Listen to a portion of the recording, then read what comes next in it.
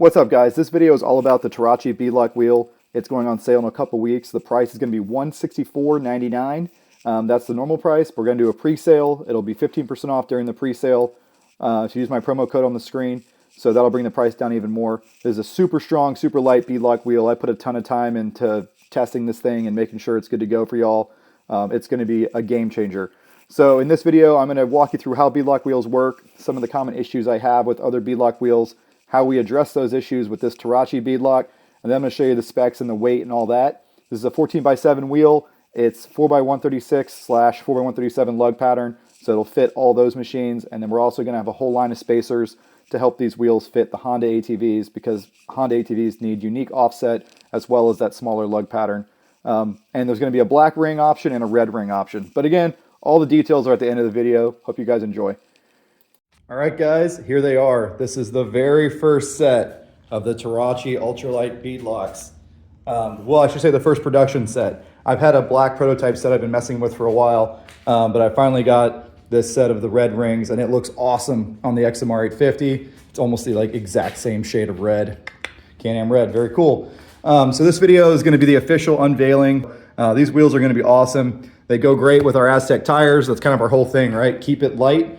So you can have fun, doesn't rob power, but you still have all the traction and performance you need with a setup you can actually trail ride because, well, it's not extremely heavy. But yeah, super excited about these wheels. I'll be showcasing them this coming week at the Off-Road Expo in Hot Springs, Arkansas. So I'll have this machine up there actually. Obviously, I'll clean it up a little bit, but we'll be up there in the Terache tent. So if you're out there, come say hi. If you're just interested in the specs on these wheels, just go ahead and skip to the end of the video. All right, so here are some wheels that I typically run. You've seen these wheels on my quads and tons of my videos. These are the Method wheels, and these are the STI HD9. I've ran the HD9s on a lot of different vehicles, and I've had decent success with them. However, they're not perfect. So I'll show you the weights on these wheels, but first, let's just talk about how a beadlock wheel works, right? So on a traditional wheel, like this Method wheel, which is not a beadlock, this surface of the tire right here seals against this flange.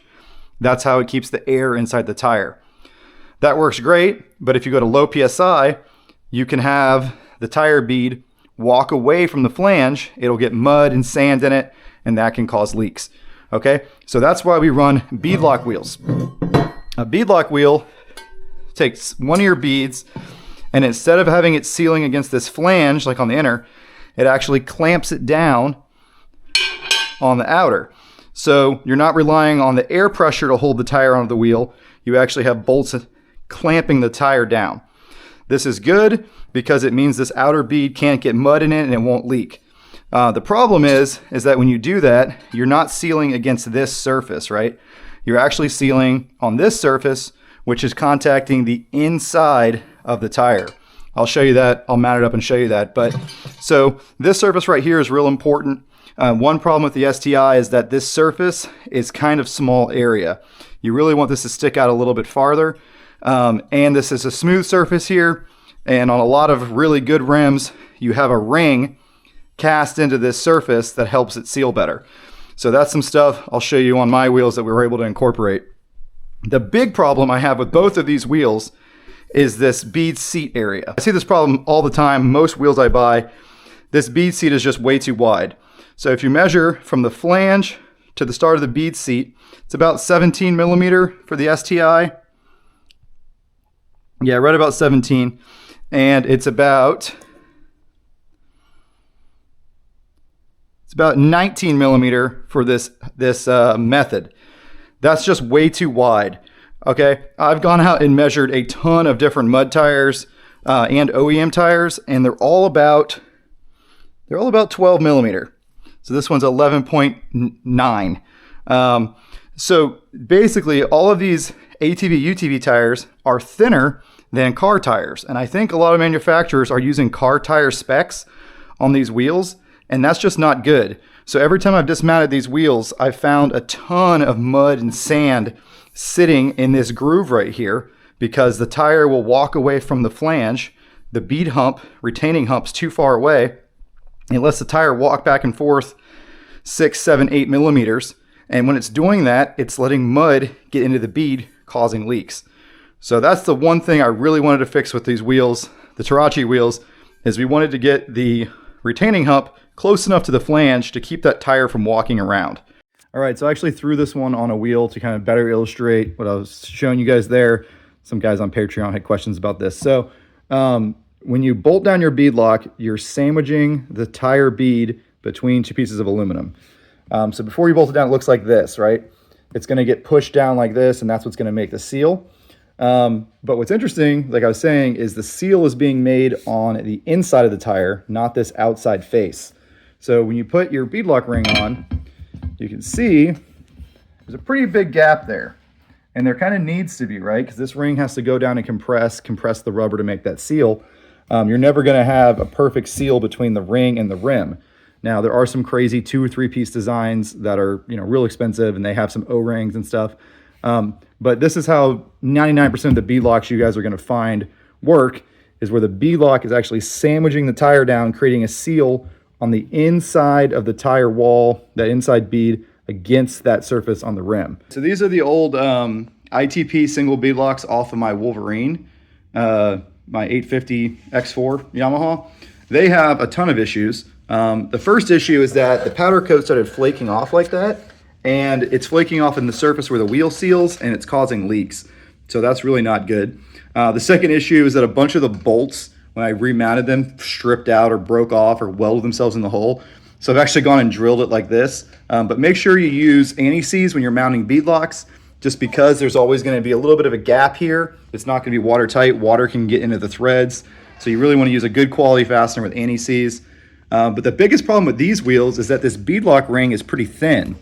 So if you look at it, the beadlock ring is actually bending in all the way around. All of this is because I like to run very low PSI when I'm in sand and mud. Obviously, when you're trail riding, you should air up to the manufacturer recommended PSI for your vehicle. Side-by-sides are usually between 10 and 15 PSI. ATVs are usually between 5 and 10 PSI.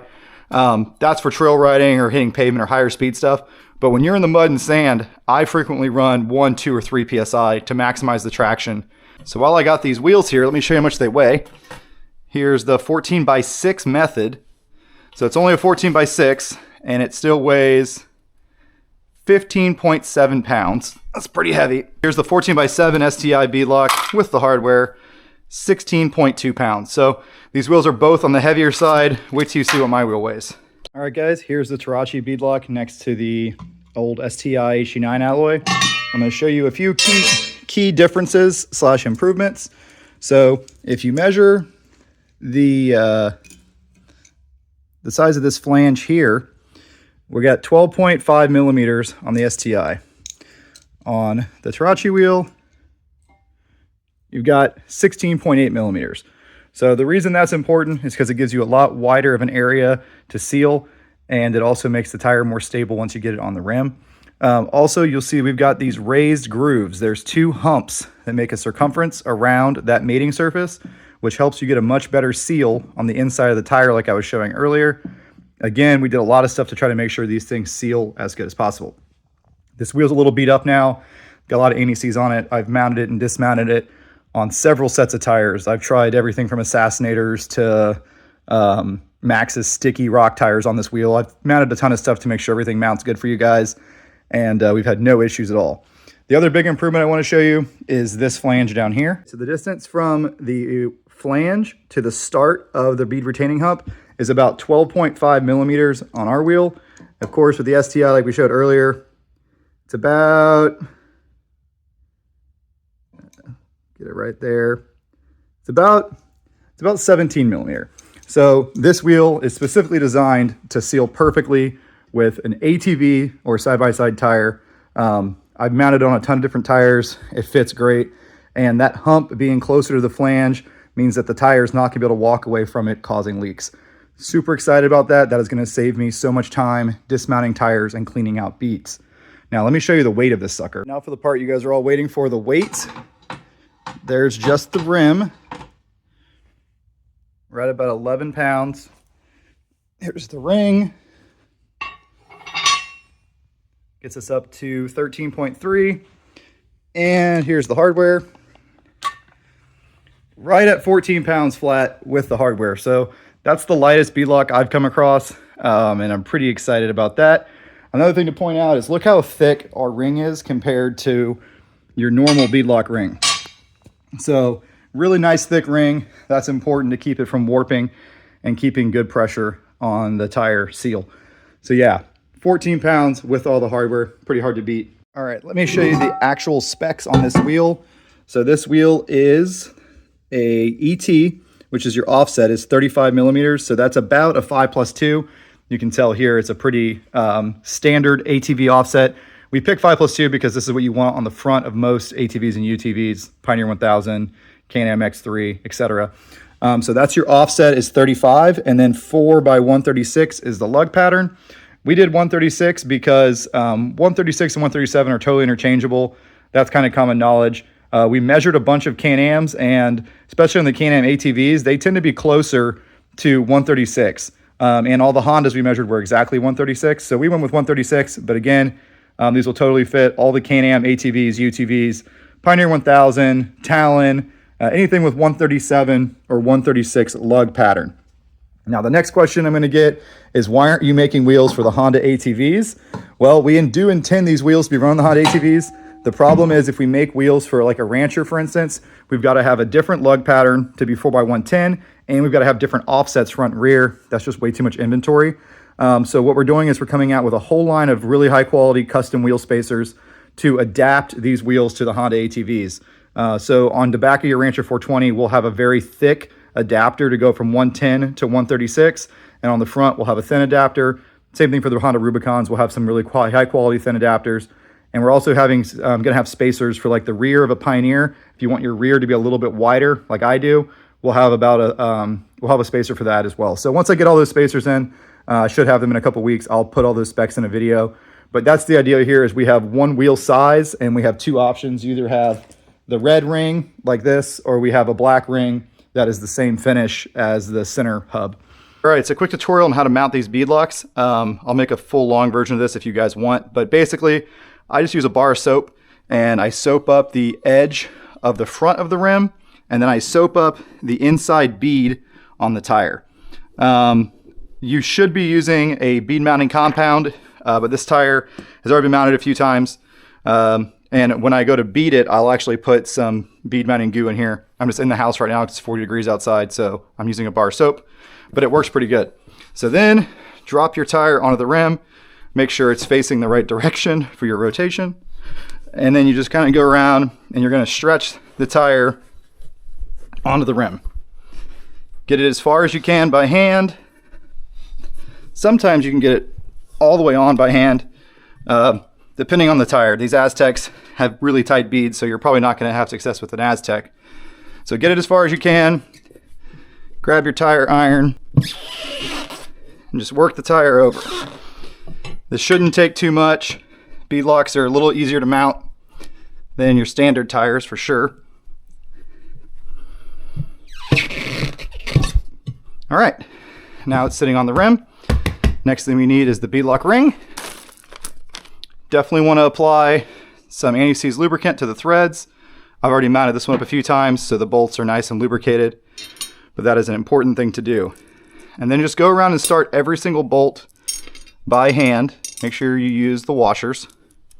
So grab you a 10mm socket and just make sure you run these things in a couple turns by hand before you switch over to your drill or your 1/4" impact.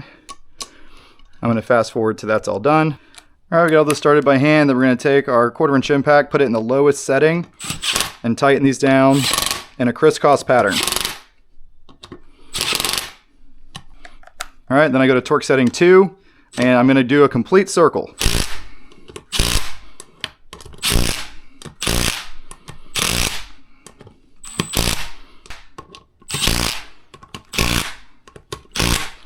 All right, so that's got them pretty close. The torque spec on these bolts is 15 foot-pounds. I think if you do anywhere between 15 and 20, you're good. So then I grab the torque wrench and we torque them to between 15 and 20 in the opposite direction. Do a full loop.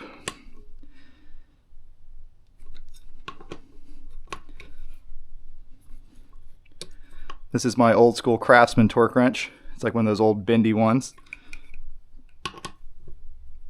Okay, you guys get the idea. So do a full loop in the opposite direction, and then you're good to go. After the first ride, retorque again with the torque wrench, and you'll have no issues.